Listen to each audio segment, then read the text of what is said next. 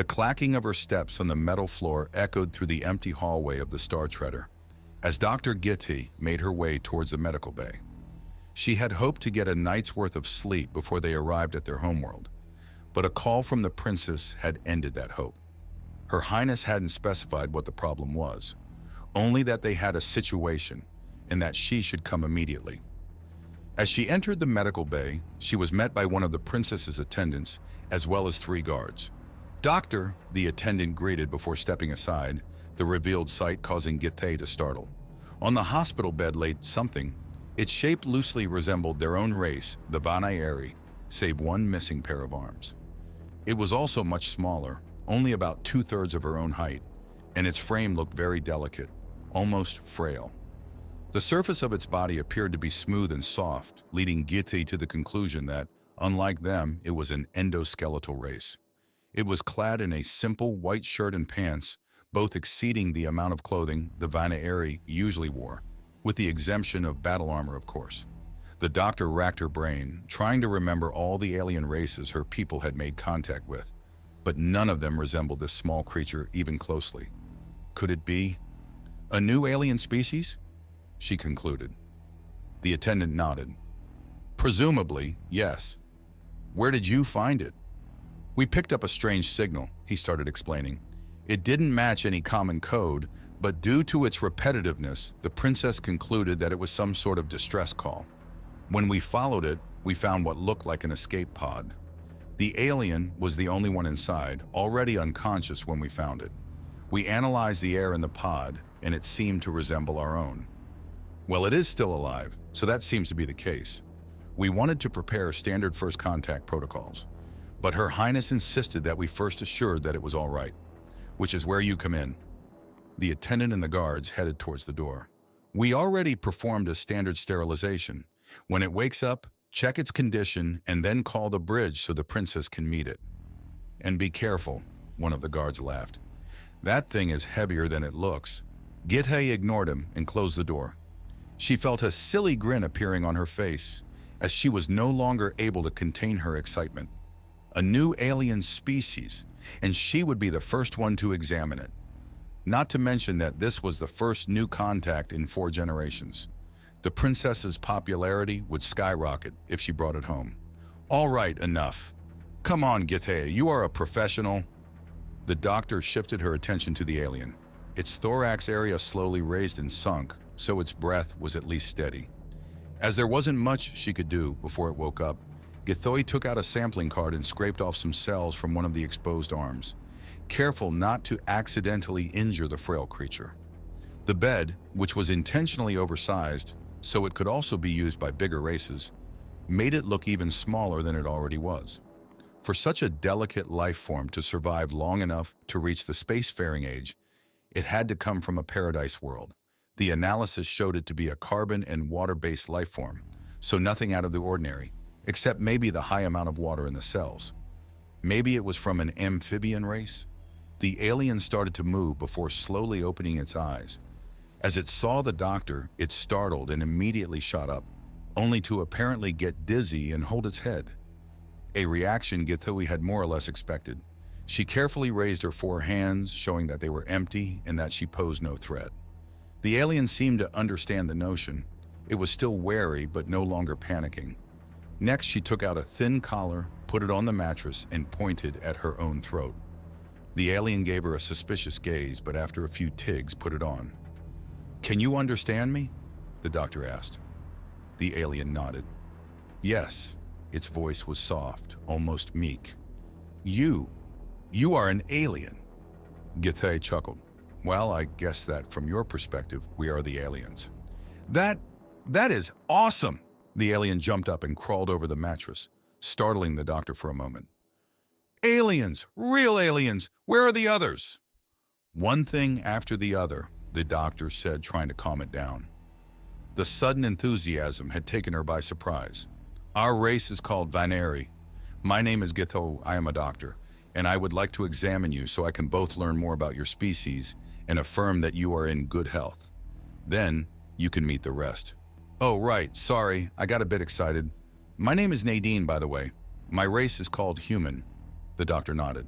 Sex? The pink color of the alien's face got slightly darker. I haven't yet. How is that even... Oh wait, you mean... sorry. We have two sexes, male and female. I'm of the latter. So nothing out of the ordinary there either. Would you say that, in terms of appearance and ability, you are a typical specimen of your race? For the females of my age at least, yeah. I train a bit to stay healthy, so in terms of ability, I'm probably slightly above average. I'm also in good health as far as I'm aware. The doctor nodded again and took some. Then, if you would please get up, I'd like to take some measurements. While Gitai turned around to ready her instruments, Nadine started to speak. By the way, where exactly are we? This is the Star Treader, the vessel of our royal embassy. Oh my, sounds important. It is. The Star Treader is the ship of Her Highness Princess Silgvani, who, speaking of it, will meet you once we are done. Nadine's face lit up. Wait, you're saying that I not only found aliens, I'll also meet their princess? Wow, this day couldn't get any better. Githoi chuckled again. She was glad that the alien girl was so upbeat about her situation, if not downright happy, considering the opposite would have been just as reasonable. Well then, you know how scales work?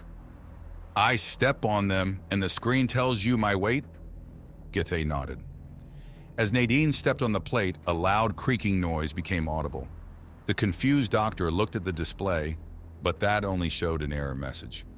Did that stupid thing really break? I'm sorry. The doctor couldn't help but laugh. Did the petite girl really think that she broke it? Don't worry, that wasn't you. That thing was made for races way bigger than you.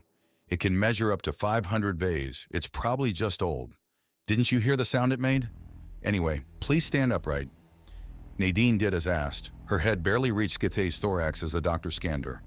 282 Linus. Though that doesn't tell me much if I don't know your weight. Well, we can weigh you in Kalhanar. Doc? Githei looked up. Yes? Nadine tapped her collar. I can understand you because of this, right? What is this? It's a telepathic translator. When you speak, it scans your brain to find out what you intend to say, and then transforms the sound coming from you to the language it's set on. Same the other way. If something is said in the language it is set on, it conveys the intention of the words to your brain. Neat! Well, it has flaws, but better than nothing. Also, I'm sorry if it makes you feel uncomfortable. I know that many races consider wearing a collar as degrading. Necessary evil, innit? Any other questions, Doc? Well, I would like to know how much you can remember. How did you end up out here?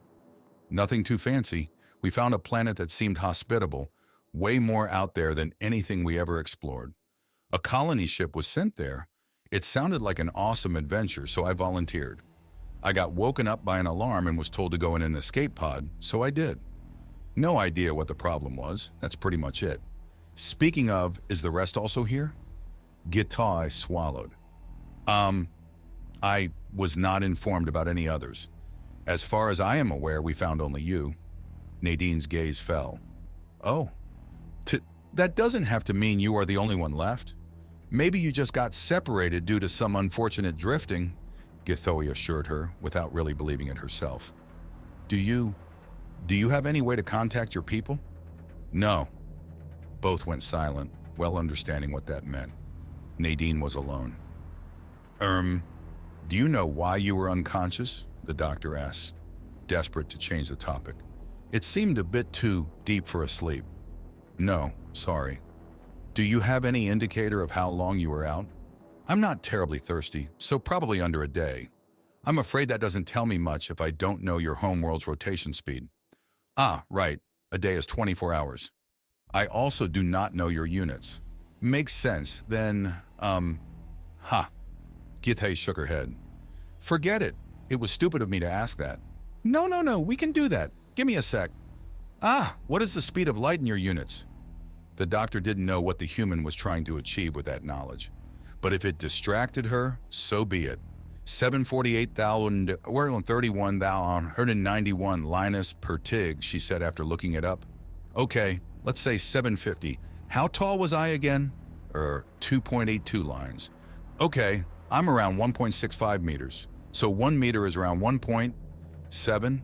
Yeah, 1.7 lines. Light speed is 3 million meters per second. so about 500 million lines per second, meaning 750 seconds is 500 tigs, then 1 tig is around 1.5 seconds, makes 1 minute 40 tigs, 1 hour 13 on 400 tigs, and 1 day, 48,000 times 600. Okay, so 1 day for me would be something around 57,600 tigs. What followed were a few moments of Githawi staring blankly into the room. Do you have some sort of neurological implant I overlooked? None that I'm aware of. Are you telling me you just calculated all of that in your head? How much computing power does your brain have? Well, I rounded. Not knowing what to say, the doctor took out a calculator. 57,600, you said. So slightly shorter than our days, we have 62,000 tigs a day. Or to use a bigger unit, 62 invas. Oh, with that, we should be also able to calculate your age. 1 solar cycle has 202 days. Oh, so factor 1.8, but around 10% longer days. Okay, then I am around 24 cycles old. Githay tried her best to surpass her awe and simply wrote down the numbers. Suddenly, a violent explosion shook the ship. What was that? Nadine panicked. Are we under attack? Githay wondered as the alarm went off. But how? This is a secure sector. Who could... No, wait. We took a detour to follow the distress signal. What if we left the secure routes? Maybe someone else has picked up the signal as well. That was quite a pickle. The Star Treader was not built for battles, and the few guards on board were simply an escort for the princess. The alien girl was shivering, clearly afraid. Githay wasn't a fighter, but even though she had only known Nadine for an inva or so, something about this creature with her delicate frame and meek voice made her want to protect her. Don't worry, our guards are strong. We are safe here, she said, not sure who she was trying to convince. But while she was still saying that sentence, heavy steps became audible from the corridor.